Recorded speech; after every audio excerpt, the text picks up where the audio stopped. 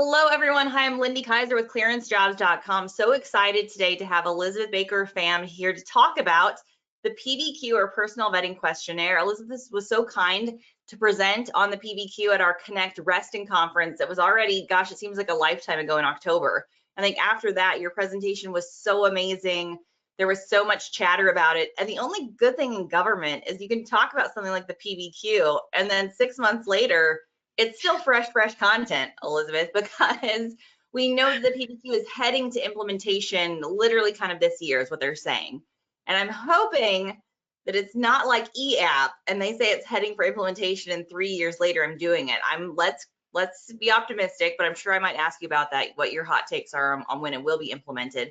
But for now, again, you did this amazing deep dive. We basically are asking you to come back again, join us again. You're a fantastic security clearance, employment law attorney, huge bench of expertise. You've written some great content for clearance jobs. So I really appreciate your time. You're being here and talking about the PVQ. Again, if you haven't heard of it, the Personnel Vetting Questionnaire.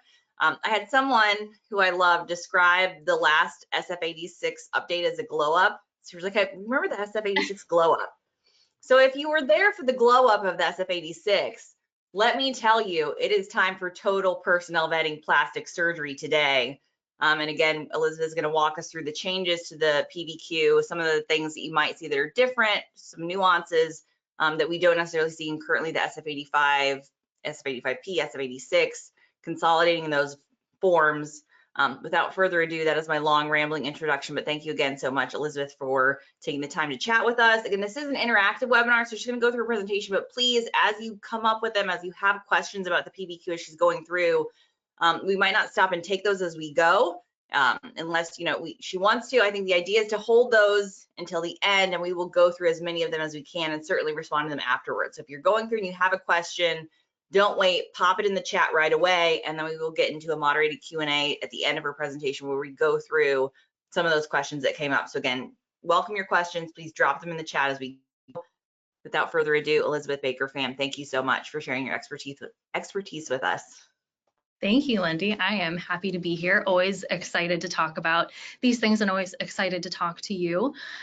So, as Lindy mentioned, the PVQ is the consolidation of the primary federal background investigation forms, which includes the SF86. So they've taken the 85, 85P, and 86 and consolidated them into one form, though that form has multiple subparts. It was first proposed in 2022. The changes were approved in 2023, and it was supposed to be rolled out mid last year, but as Lindy mentioned, that has not happened. As of October of last year, the sort of informal word that we heard from DCSA at Connect actually was, I think, an estimated 18 months from that date, so 18 months from October of 24. Lindy, I saw something recently. It was a quarterly update that I believe said mid-27. So that is much further than expected. I welcome any corrections or new information on that, and I'm gonna, as I'm saying it, I want to triple check, but I did look twice. It was not a major point in the publication, but of course I'm always looking for that information. So I'll double check and I'll circle back with you, but that is what I saw. So TBD is where we are on that. But in the meantime, the changes have been approved. So when it does roll out, this is what we would expect to see. The important part isn't really the consolidation, but the changes that come with the SF, or that come with the consolidation, which Lindy had mentioned as well. So broadly speaking, for the entire form, we're seeing a pretty significant narrowing in scope of time. So for background questions about employment and where you've lived, the SF86, is 10 years, and they're bumping that down to 5. For a lot of issue-specific areas where 7 years is currently the magic number, we are also seeing that bump down to 5. So think employment problems, drugs, financial problems, etc. Those go from 7 to 5, except for marijuana, which we'll get to in a little bit. That sort of broad view, you know, where you've lived, where you've worked, 10 years to 5 years. For someone who's never completed an 86, they might think, okay, what's the big deal? For a lot of folks, that's a lot of time in trying to figure out where they actually, specifically when they lived, where they lived, time for the investigator. So, I mean, my hope is that at a minimum, even where folks don't have substantive issues that are going to come up for adjudication, that you're looking at more efficiency, both for the applicant and for the government when they're investigating and adjudicating these issues.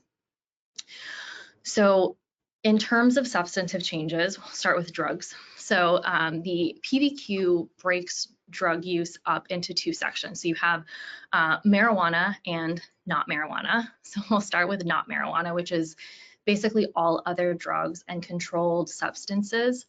On the SF-86, the look back period is 7 years, right? And then if you answer yes, they'll ask, so when was your first use? The SF-86 takes that 7 and moves it down to 5 years, unless you're under 21, and then they say, you know, since the age of 16. Similarly to the SF-86, if you answer yes, then it will ask you for your first use. So you're still opening that up broadly once you answer yes within that period. There are also new questions regarding whether the drugs have negatively impacted your life, and if so, how. It is important to keep in mind, though, that even in the PVQ, the question regarding whether you've ever used drugs while in a national security position, criminal justice position, or public safety position, that's still an ever question. In the SF-86, it's have you ever, and in the PVQ, it's still a have you ever question. So there are some folks for whom their use is going to be disclosed no matter when it happened. Drug counseling and treatment is another area where we're seeing some changes. So the SF-86 asks, have you ever been ordered, advised, or asked to seek counseling or treatment as a result of your illegal drug use, or have you ever voluntarily sought counseling or treatment? The PVQ takes that ever, again, very broad question, and bumps it down to 5 years. And again, if you're under 21, then since the age of 16. For marijuana, there are some really big changes. So first, in terms of defining what they're talking about, the PVQ explains that they are not asking for information regarding cannabis derivatives that contain less than 0.3% THC, which is most CBD oils, or what most CBD oils should be. And you know, that is not a commentary on whether people should be using these products. If they're in a cleared environment, that's another webinar, another topic. But in terms of what the PVQ would require disclosure for, they are clear that that's basically, if it's legal under federal law, they are not asking for that information. On the SF-86, marijuana use, as most people regretfully know, the scope is 7 years. The PVQ takes it down to 90 days. So when the PVQ is implemented, questions regarding marijuana use will go from last 7 years to the last 90 days. Now, if an applicant answers yes, they've used marijuana in the last 90 days, then it will ask about the last 5 years. But it's interesting that they actually keep it to the last 5 years. So on the SF-86 and on the PVQ, when they're talking about other drugs, once you say, yep, you know, I've done that in the period ask, they say, okay, tell me about your first use, period. For marijuana use, they say, okay, tell us about your first use in the last 5 years. So if someone's used marijuana in the last 90 days, then the period on the form, at least, is strictly within the last 5 years in terms of disclosures. Same with the other drugs, the questions on all other drugs, the questions regarding whether an applicant has ever used marijuana in a national security position, criminal justice, or public safety position stays the same. So again, for folks who have had to answer yes for that in the past, that's not going to change. That will always be something that you have to disclose on the PVQ. Moving on to alcohol use. So as with drugs, alcohol use on the SF-86 is the last 7 years. The PVQ takes that to the last 5 years. There's also significant changes regarding counseling there. So as with drugs, there are currently questions about whether you have ever been required to seek counseling or whether you've ever voluntarily sought counseling for alcohol use. The PVQ bumps that down to 5 years. So in the last 5 years, have you, or as of the age of 16 if you are under 21. Finances. So finances is another area where there are quite a few changes on the PVQ.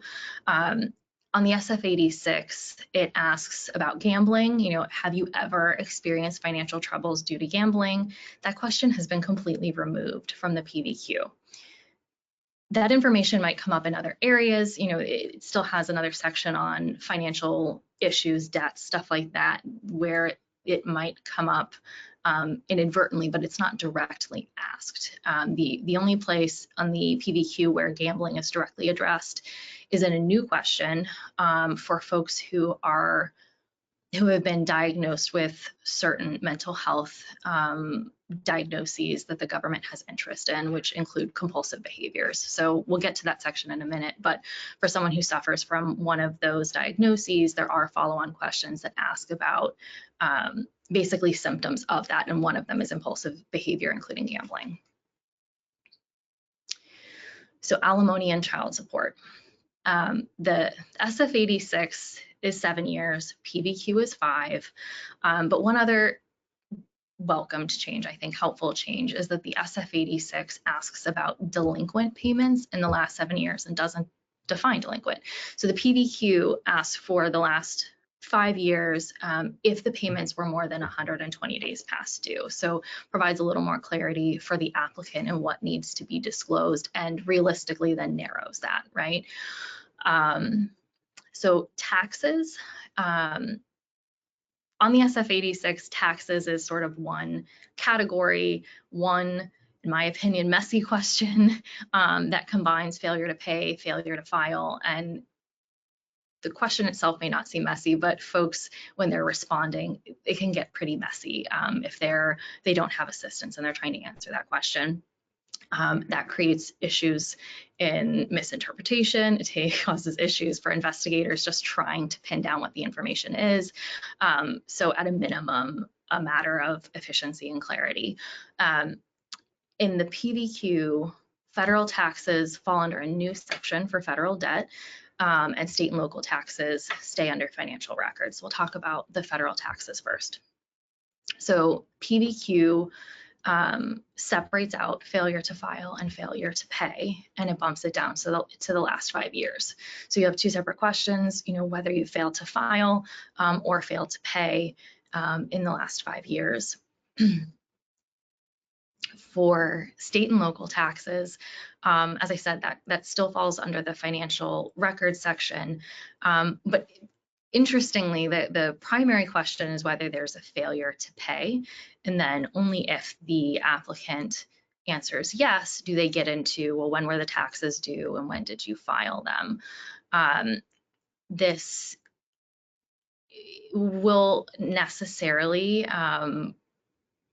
reduce the amount of issues that people are disclosing. And I have to say, local tax stuff is kind of a frustrating area for applicants can be a frustrating area for applicants who have issues in that area, because the documentation at the federal level to show that you've remedied issues is pretty clear for the federal government. There are forms that they look for.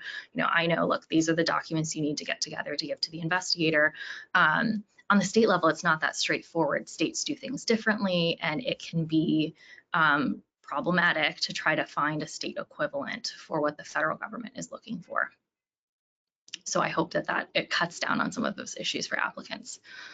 So moving on to foreign contacts. This is my least favorite question on the SF-86 because it's just a messy question, and one that has no straightforward interpretation, no uniform application anyway. So the current question is, do you have or have you had close and/or continuing contact with a foreign national within the last 7 years with whom you or your spouse or legally recognized civil union, domestic partner, or cohabitant are bound by affection, influence, common interests, and/or obligations, include associates as well as relatives not previously listed in Section 18? As a lawyer, I deal with questions and issues that have a lot of commas and a lot of qualifiers in different ways. This is still not, it's not a good question. And as I said, it creates issues for folks. So the PVQ has really tried to fix that. The question as it is, because it is so confusing, it leads to under disclosure, it leads to over disclosure. People regularly read it as close and continuing, which knocks out a lot of relationships if they're not continuing to date. People will say, oh, you know, that ended a year ago, I don't have to disclose that. And the common interest thing is something that people often overinterpret, right? Well, we share interests, of course, you know, that qualifies. Here's my list of 50 people that I need to disclose. So the PVQ really tries to take a more reasonable approach. They first, actually helpful, they separate foreign contacts that are your own and foreign contacts of the spouse or partner, and have different qualifiers for this. So they're not just separate questions, or they're not just listed separately, but they're actually different questions. So for the applicant's own foreign contacts, the question is, have you had contact with a foreign national in the past 7 years with whom you have had feelings or of affection? Straightforward. Had a romantic relationship? Straightforward for most people anyway. Or were bound by social, moral, financial, or legal obligations. That one's going to be a little trickier for people. Or shared information about yourself that, if known, could be used to influence you to act against the interests of the US government. The last one's straightforward, but I expect people will interpret it different ways. There are a lot of sub-questions that we won't get into if you say yes. Some are new, some are the same as the SF-86, but those are the big changes for the question about one's own foreign contacts. Now, where the question regarding an applicant's foreign contacts is, that still a multi-part question. The question regarding spouse or partner is more straightforward, and that asks whether a spouse or partner has currently a foreign national contact that influences your actions or obligates you in any way now or in the future. Also, where the SF-86 asks about cohabitants, the PVQ does not.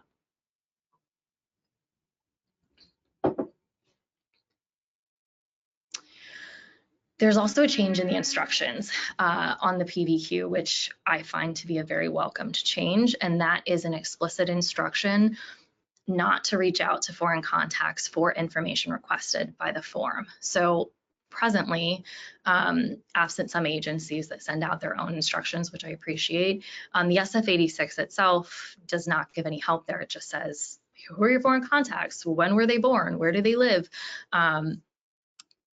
A lot of folks in making good effort will reach out to folks that they haven't spoken with in years to get that information, and that is not something that people should be doing. It's not something that is necessary, and it's also something that can make it a little more complicated, right? So someone who maybe, oh, when was your last contact? 2020. Nope, it was February 2025. And that last contact is also helpful in giving context to the relationship, right? Someone who you have to disclose, maybe you were good friends in the last 7 years, but you haven't spoken with them in 4 years.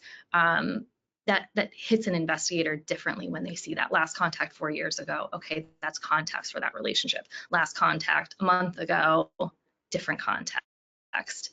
All can be explained, but still just not a complication that you want to introduce if you don't have to. So even though the instruction's not there, just a tip, that is not necessary. So moving on to foreign financial interests. So the SF-86 asks whether you or your spouse or partner, etc., or dependent children have ever had a foreign financial interest in which you or they have direct control or ownership. PVQ takes that ever question and bumps it down to 5 years. So for some folks, a really significant reduction. Foreign benefits. So one of the questions on the SF86 and the PVQ is whether you've received foreign benefits. That question moves down from 7 years down to 5 years. Financial support to a foreign national, so whether the applicant has ever provided financial support to a foreign national. Currently that question is ever, and that goes down to 5 years. Okay, so I mentioned earlier that there are some changes to the mental health section as well. The PVQ has some added, I'll call it buffer language to this section to sort of help reiterate the government's position that, you know, mental health treatment in and of itself is not disqualifying. You know, while there are some things that are security significant, not all things are. And I think really just trying to make people feel a little more comfortable disclosing what they need to disclose, and understanding or trying to help them understand the context for the questions. And then there are some substantive changes to the question. So the SF86 asks if an individual has ever been hospitalized for a mental health condition. The PVQ takes that ever down to 5 years. And also asks, okay, I thought I lost you there for a second. So it takes the ever down to 5 years. But it also, so that's a narrowing, but it also includes a question that absent qualification, which I'll get to in a second, broadens things a little bit. So, okay, in the last 5 years, have you ever been hospitalized? Much better question than on the SF86, which asks for, have you ever been hospitalized?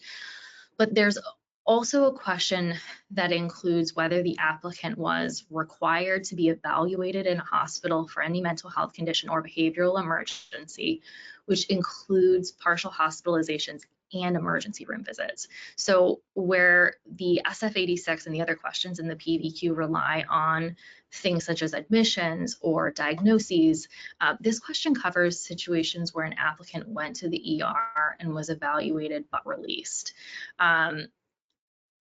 The use of the word required, that's what I'll be interested to see, you know, what the government has to say or what we see about that in practice once the PVQ is rolled out.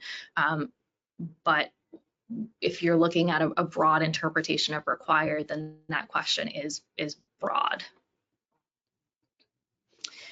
The question regarding whether an applicant has ever been diagnosed with one of the diagnoses of interest remains the same. So this includes whether the applicant was diagnosed with, has been diagnosed with psychotic disorder, schizophrenia, schizoaffective disorder, delusional disorder, bipolar disorder, borderline personality disorder, and antisocial personality disorder.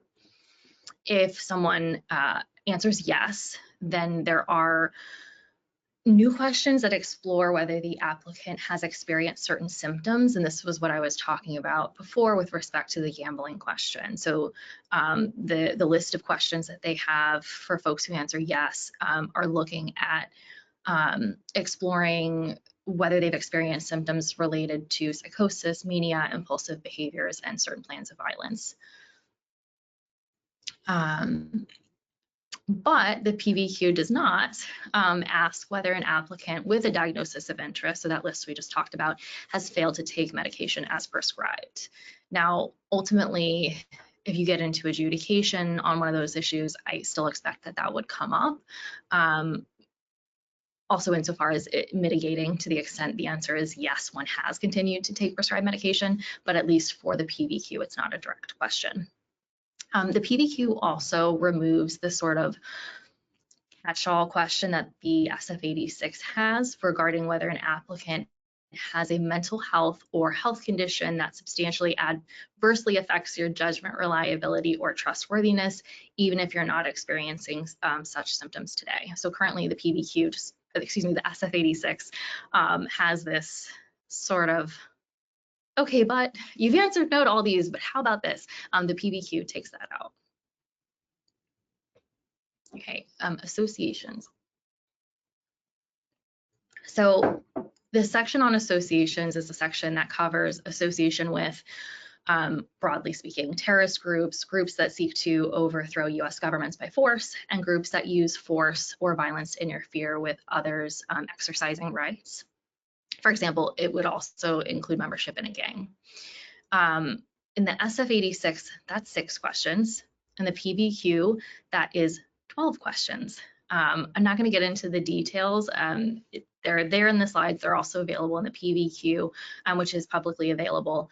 But they generally cover more ground. So it's not just those 6 questions split up into 12 separate questions. They do cover more ground, including specifically addressing membership in groups that target groups based on protected classes, such as race, sex, disability, etc.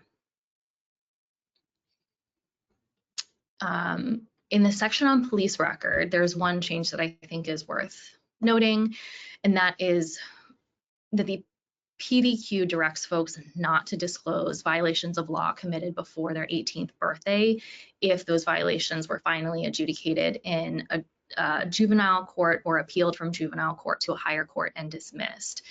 So currently the SF86 is very broad, and the issue of violations when one was a minor comes up honestly most often in failure to disclose, because people don't think of those as being required to disclose. One, because it was expunged, or they were a minor, or honestly what I've also seen quite a bit is that folks don't even really remember what happened, right? I got in trouble. It happened at school. I got in trouble. I've talked to my mom, who's now 85, and she's not really remembering. You know, I think we talked to a lawyer. So folks just don't even really remember because they were young, maybe protected from the process, or the process just looked differently, right? It was an administrative process. It was in a conference room. They accepted a plea at the advice of someone. And so this question, you know, will reduce the amount of information that people have to disclose, but also I think help with that inadvertent failure to disclose issue that we see. Handling protected information. So this is a new section on the PVQ, and it explicitly asks about illegal or improper access or attempted access of protected information. Protected information is not limited to classified information, so it includes, for example, information covered by the Privacy Act, which is very broad, and proprietary information. It's also not limited to information technology systems, so plain meaning of access. If you accessed a file cabinet, it's not specific to computer systems. This section also asks separately about deliberate non-compliance with rules regarding access.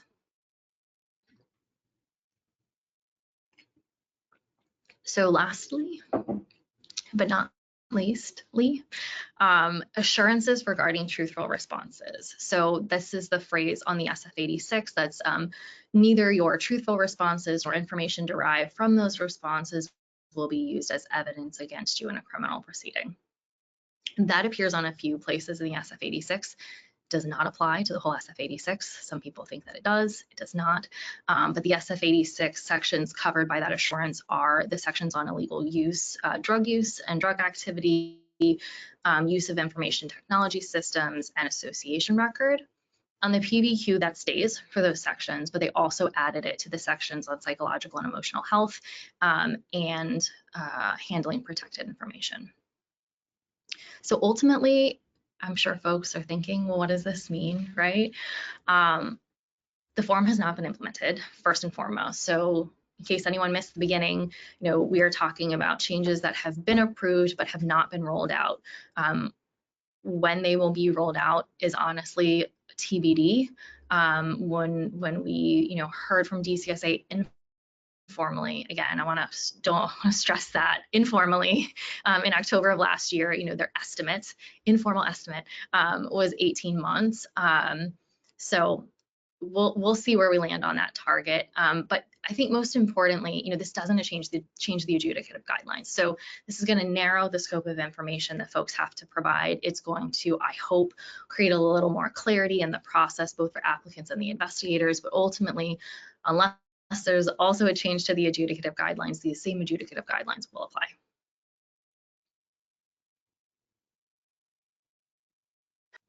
Awesome. Well, thank you so much, Elisabeth, for walking us through that. I'm still sad that it's 18 months from now. And I was going back through my notes. I think that like Rob Shady and David Cattler did an interview and they talked about demoing the PVQ in Q1, but I forget how demoing something doesn't mean you're actually implementing it, right?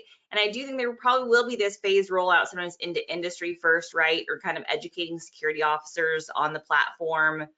But I did also love your tip too of like the adjudicative guidelines are key. So that's what I tell folks. Like, I mean, I don't know if you say this as an attorney, but for me, dealing with a lot of applicants, like most security officers, or at least a lot of them that I have not worked with, do not hand over the adjudicative guidelines with the SF-86. And honestly, they should, because I get questions from applicants all the time about, hey, how did this issue come up that wasn't even a data point that I included on the questionnaire? So maybe even can you speak to that again, putting up from your lawyer hat, like how can they make a determination based on, because the determination is based on the adjudicative guidelines. The PVQ is just the form that you submit to supplement that. Can you kind of talk about the interrelationship with those things while I have you? Yeah, of course. So I do want to say too about the rollout. So you are also right that they're in terms of the phased rollout, and I haven't seen it happen yet because I think we're still pre-implementation on some of it. But one of the other areas is self-reporting requirements that I saw that they want to roll the PVQ out first for that. So that'll be interesting. But you're right, they're supposed to be, or the hope is a phased rollout. So hopefully we get a taste of that sooner than later. But yeah, you know, the interplay between the SF-86 or the PVQ and the adjudicative guidelines is an important one. So the SF-86 is the PVQ, right? It's the jumping off point. It's the, here are the relevant topics, here are our initial questions. But once someone provides information that's of interest, you're going to get follow-up questions. And some of them are intended to be mitigating and some of them are probing on the issues. But really what the government is looking at are issues that could come up under the adjudicative guidelines, and then, you know, within the guidelines are also the mitigating factors. And so the adjudicative guidelines are SEAD 4 for anyone who's not familiar, so SEAD 4, and it's a lovely alphabetical list of issues, and they lay out, non-exhaustively, but they lay out, you know, what could raise concerns for the government. And I think the mitigating factors in the adjudicative guidelines, Lindy, to me, are the ones that I want applicants to know the most when they're completing the form, because it will help them think about what information they should be providing on the form that is good for them, and also steps that they should be taking if they haven't already. So thinking of, for example, financial issues, right? A lot of folks reach out and they say, so I submitted my SF-86 and I listed, you know, that I haven't filed my taxes. What should I do? You should file your taxes, right? And look at the adjudicative guidelines. Like get on this, right? Don't wait for the investigator to say something to you. Don't wait for, you know, an SOR where you're on the defensive. Like take care of this now. And if you look at the adjudicative guidelines, you would have a sense of what could be mitigating. And that's true too of things that are not so obvious, like file your taxes. Obvious to me, file your taxes that haven't been filed.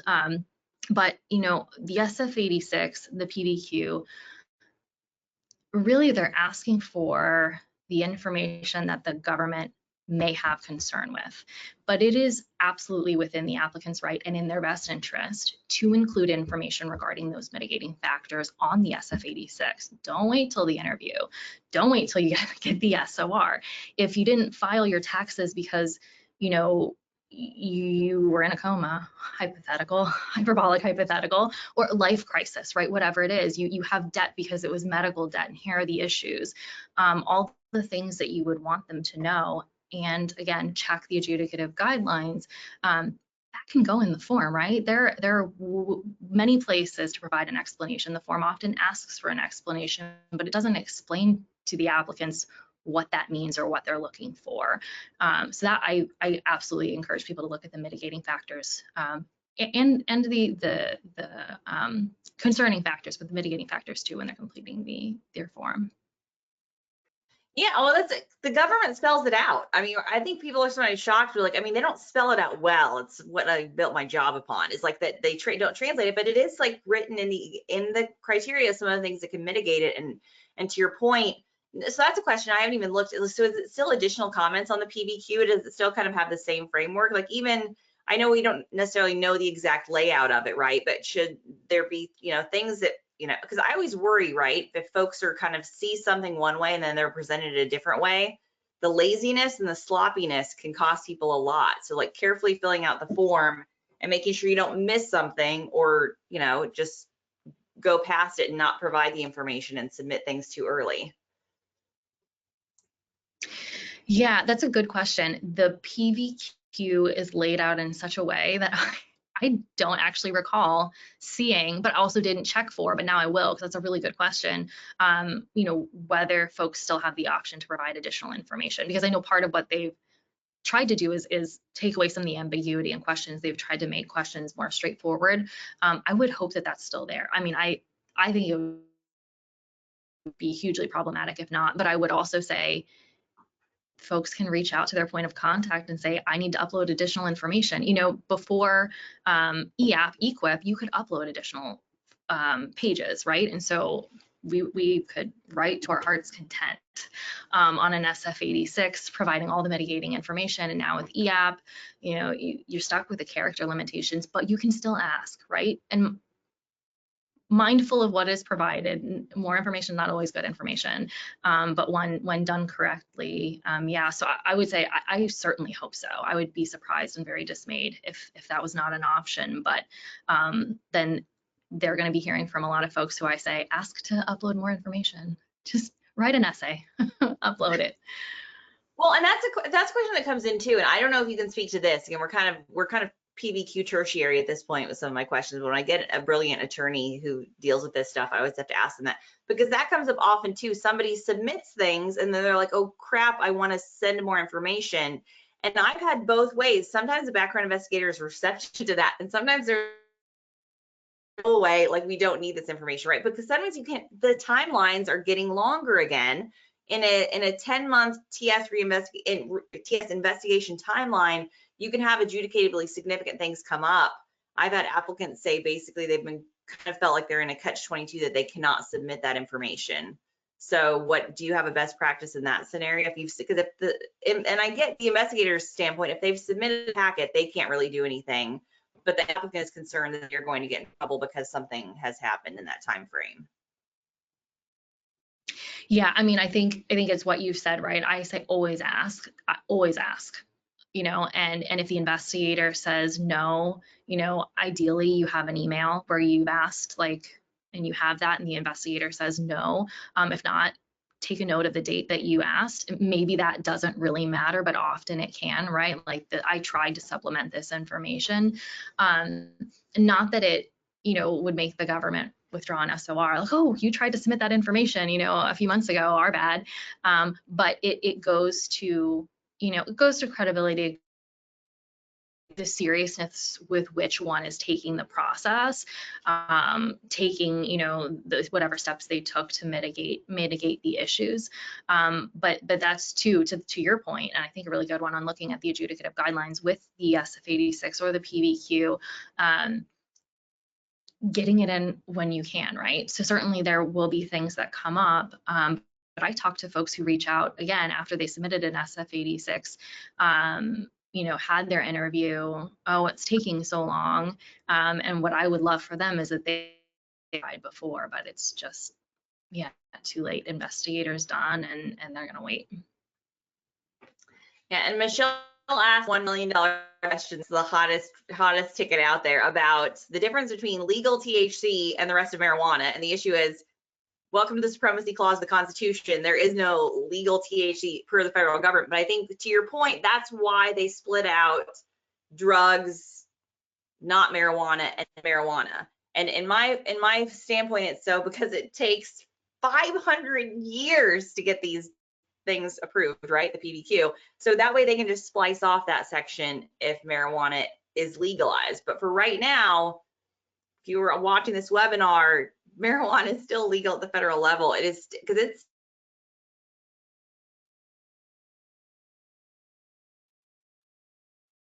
hey, I'm using it in my state where it's legal, 100% of the time Doha is still saying it's illegal at the federal level.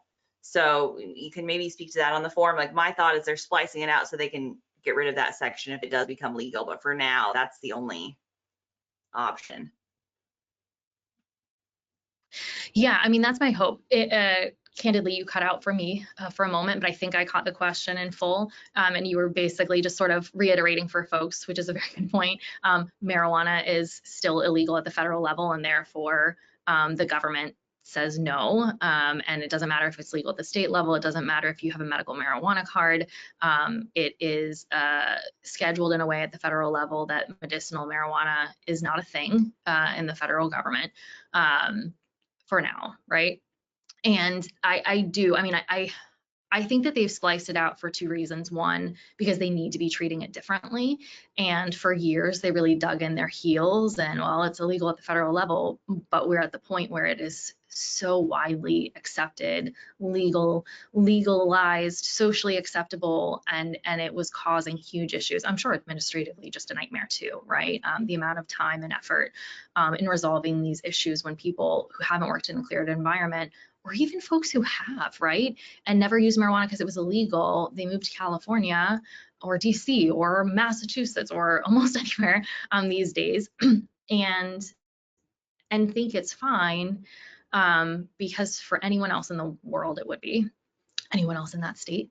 But in terms of how it's treated on the form, yeah, I mean, my hope is one, if it's legalized, it can just disappear. I don't know administratively how that works, but also I think it gives it the clean benefit on the form of making a distinction as best as they can without completely ignoring it when it's still, federally illegal. Because 90 days, I mean, that is hopefully, once government, contractors put that in your app, like put that in your job posting, like give people warning. The number of people I've talked to are like, if I knew, I wouldn't have used it, right? Like I would have stopped I mean, not 7 years ago, right? But where we're talking about now, they still care, did you use it after you completed the SF-86 or after you knew that it was a problem?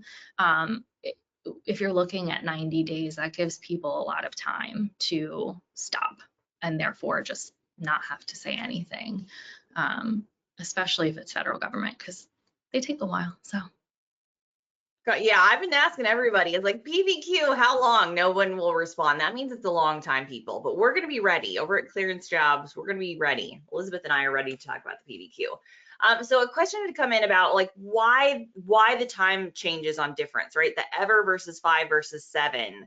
I do know, because I know and love PAC PMO, like there is data behind all of this. They do studies on kind of what, on the mitigation part of it. So, maybe from your vantage, what are some of those significant shifts in the 5, 7 ever, and maybe a couple of the examples of that are going to be most beneficial to applicants, saying like, hey, I'm glad they're doing this. This makes a lot more sense. Or in contrast, I don't know why they changed this one. It would have made more sense to keep a different time frame.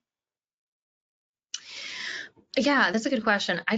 There were none that I thought, oh, a different time frame is better necessarily, but also I guess hadn't asked myself that question. I was grateful for the changes that we're seeing.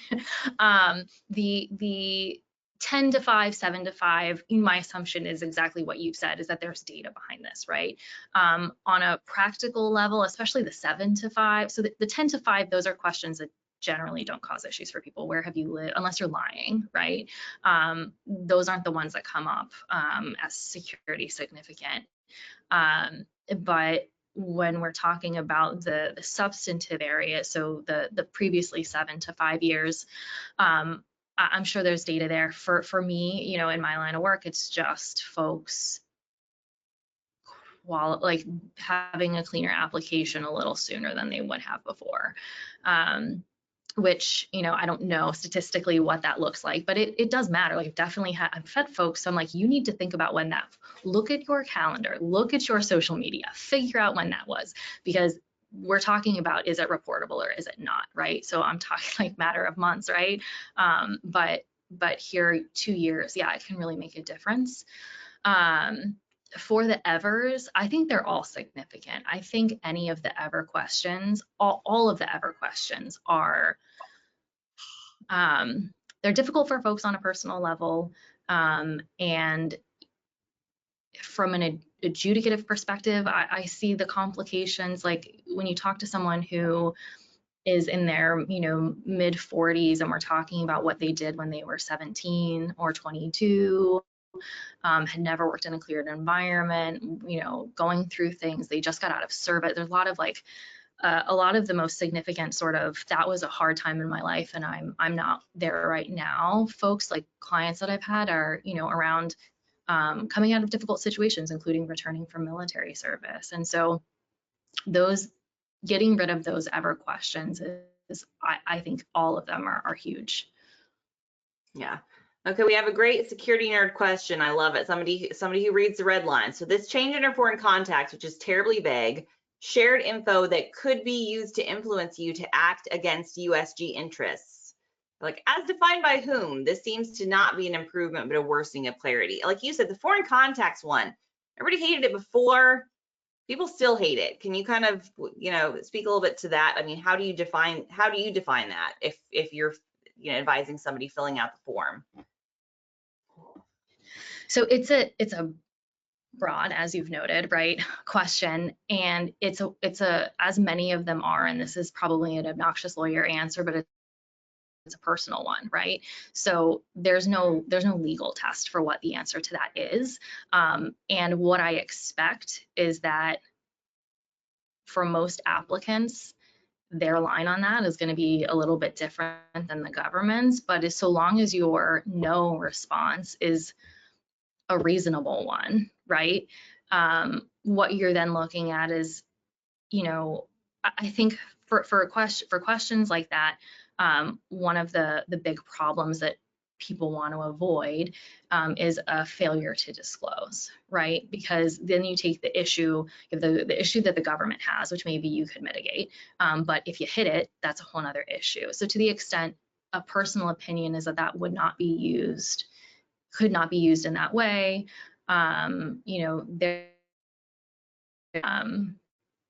but it's one of those, I'm definitely interested to see how it comes up in practice, but it's sort of akin to the terrible mental health question that they took away, right?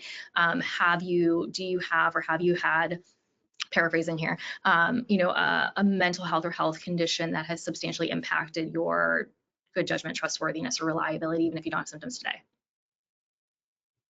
Does it impact your trustworthiness? Like, who's, according to who, right? And so honestly, not based on anything other than my opinion, I think that question went away because no one answers yes. Like it's such a subjective and subjective against your own interest interpretation to answer yes, that I don't think it's a helpful question. And so similarly here, I don't think it's a helpful question, but I do think it's helpful that they have taken out or different and narrowing to take away from the question about one's own contacts, the question about partners and spouses. So at a minimum, it narrows in some way that question. Yeah. Well, I mean, there's always two things at play here. Like, I do feel like, I'm a fan of trusted workforce. They can't take it away from me. I have relentless hope that we can make this process better, despite all odds. So I do think there is this push right now, right? We have DCSA becoming a customer service, high impact service provider, which I know there's more data analytics reporting required of DCSA around that, along with this push around, I think, data around the process to say, hey, we're looking and analyzing. It's not what you feel in your heart. It's things that we can better document. And I think that's better for everyone. Because like you say, when it's ambiguous and you're going to get, I see the two sides, the total narcissist who can lie through their teeth through the form, and then the person who, God love them, is just gonna overshare everything because they have just criminal honesty basically. And those two people can both kind of, makes it hard. And then there's people in the middle, right? So the form has to speak to all of that. I think it is a tough thing that they're trying to do, right? To create a, something that can reliably assess trustworthiness to access secrets is no small feat for the federal government. But I think, again, like you say, I see on the PVQ a little bit more of that lesser opportunity to say, hey, what do you feel in your heart? Because that's a tough question. We're Always. wrapping towards the end of our time, but I do want to ask, like, I have gotten a lot of feedback from security officers saying, hey, how do we prepare for the PVQ? Sounds like they will have a lot of time to prepare, but it's like having somebody who has seen and poured through the form. If you're educating a workforce on how to fill out this form, or you're having to deal with that influx of new applicants coming in, kind of what would you prime security officers to say, hey, if you're having to teach this form, they say not teach, they say coach, or what is the word I'm supposed to use? If you're coaching people through the form, what is good advice to tell them to prep for the PVQ?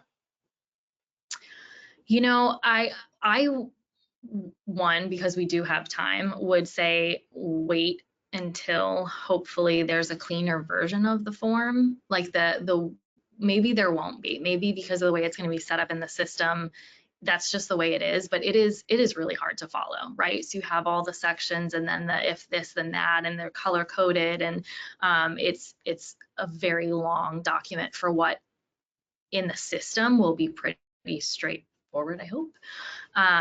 So to the extent, you know, there's some waiting to see if there's something cleaner that's released, that would be helpful. Otherwise, I would just say read the form carefully, because there are changes, especially for folks who aren't new, folks who've been, you know, in the system for a while. They've completed the SF-86 a million times, and their default is all of this other information, right? Just read it carefully. Yeah. Well, I mean, you bring up one of the best ways I see people jack up the process is to change the way they fill out the form. So I will say, like, caveat this, pivoting to a new form, that is a serious risk that you have, because the questions are slightly different. So, and that's where you're going to dig up investigative work that maybe isn't required because you filled it out one way on the SF-86, you went to fill out the PVQ, you just didn't read which ones were ever and 5 and all of that. But once you've listed it, and again, all the feedback I get, regardless of the time frame, an investigator is going to have to look into that, you know, issue that you shared, regardless of, they're not like, oh, you filled out the time frame wrong. You've now listed something in a section that you didn't have to. And you have the issue of like the matching that you will have to go through and explain. Because I do expect some cross-referencing of prior forms with the latest form. That was another, okay, so I said you could go, and then I got a question. So do we expect the new form to change? Because there was a push to make it potentially more inclusive, questions on gender in the PVQ with the new administration. So I think we're all like, is everything going to be scrapped now? I think that could still be tweaked before the form is finalized, even though we have a final form. There's certainly, I heard they don't ask about hair color, which I appreciated since mine changes, but do you expect other changes to the form in light of new administration priorities, given that this was a prior administration's change? I think it's quite possible, and it's something that I have been thinking about and keeping an eye on. I don't think it's going to happen this early. I think there are other big things happening right now, but I hate to say this, but I would be surprised if there weren't some tweaks before it's rolled out. There are a few areas that seem different than this administration's perspective on information that may be security significant. And as you pointed out, once the question's asked, or they change the adjudicative guidelines, I don't know. So that's sort of the other option, right? I know. Ooh, I shouldn't have said that. That is not based on anything I've heard. They're changing the adjudicative guidelines too, but I assumed we'd have at least 5 years for that. If it takes 4 years to roll out a questionnaire, are there new adjudicative guidelines waiting in the wings that are just going to get released soon? So I guess that's I know I shouldn't have said anything. I take it all back. No, I'm happy to ask, but I've heard chatter about the adjudicative guidelines change, but they don't necessarily have to match, right, already. So the adjudicative guidelines are one thing, the PVQ is another. But to your point, if we see a drastic change in the adjudicative guidelines, what would you change in the adjudicative guidelines, Elisabeth? Oh man, Lindy. Let's see, what would I change? That's That's a really good question. I mean, I think of the things that come up so often for clients that I think are unnecessarily a problem, right? So if we could carve out marijuana use, dear God, please. Like if it's not illegal under state law, people don't know any different. Like, can we do that? That would be great, right? Don't expect it, but that's on a wish list. You know, issues related to filing taxes, especially not the paying the filing, like that is, it's just something that ultimately people can overcome, right? But just people don't get it. Like I don't think they understand why it's so important. And so they end up with an SOR when they could have avoided it earlier on if they had understood that it was a problem. Yeah, I think, I mean, I don't want to hate on the adjudicative guidelines, right? I actually think they make a good effort. And for all of the issues people have in interpreting them or taking them to heart, I think to your point earlier, I don't know how much more clear they can be, because some of it is, in order to be as it's clear in one way, like clear to me and you probably, right? But maybe not as clear to folks who aren't as familiar. But then once you sort of pare it down, it doesn't quite have the same meaning, or it can be, you know, interpreted in different ways. You create new issues. So yeah, I don't have a wish list on the adjudicative guidelines. That's good. I don't hate the adjudicative guidelines either. I mean, I always get questions of, hey, why is sexual behavior an adjudicative guideline? But then I sometimes read a Doha case where we needed that to be an adjudicative guideline to catch an issue that was relevant to security. So I think, again, if you read between the lines of how the process is, knowing it is somewhat intentionally intrusive, right? And that is a part of the process. That's kind of what you're embracing in the journey. But knowing it's not a punitive and it's not a morality police process either. And that's what I always try to tell folks. Like, I know it feels very vulnerable sometimes sharing this stuff. Again, people get upset about criminal conduct or other issues. Like, you're generally always better sharing it. The investigators are generally lovely. They're just doing a job.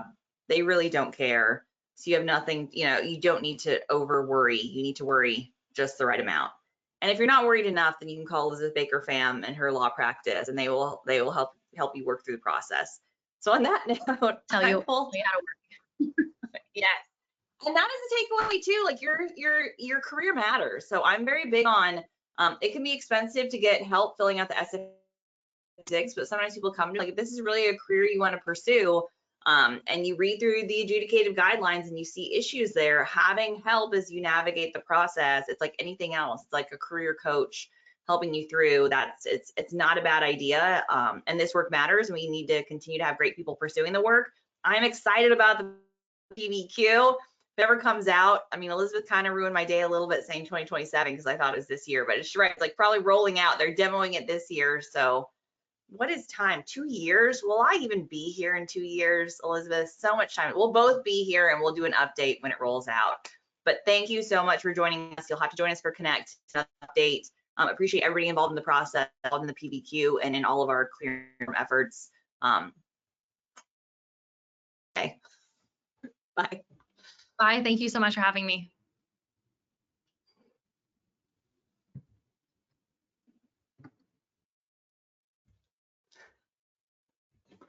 I always forget how to turn off the webinar every time. It's how do I turn it One off? like joining. Sorry. Where is it? Okay, and for all. Love you all.